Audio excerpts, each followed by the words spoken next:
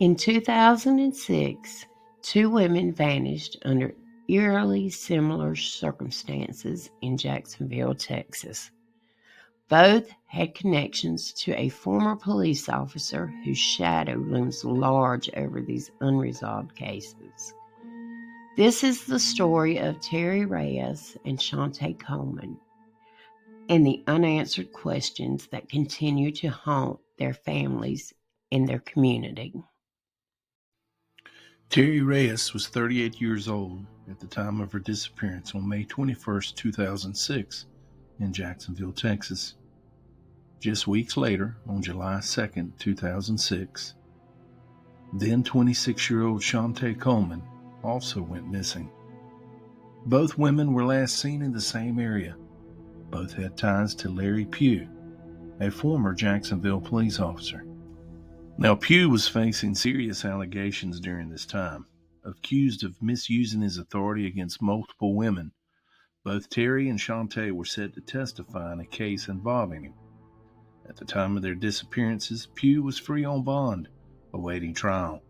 Despite mounting suspicions, authorities initially stated there just wasn't any evidence linking Pugh to the women's disappearances. The case took a darker turn in August of 2006 when Pugh was arrested again for a violent encounter with another potential witness. Following this, Pugh was sentenced in 2007 to 12 years in federal prison on related charges, but Terri and Shunte were still missing. In June 2007, human remains were discovered in a wooded area of San Augustine County.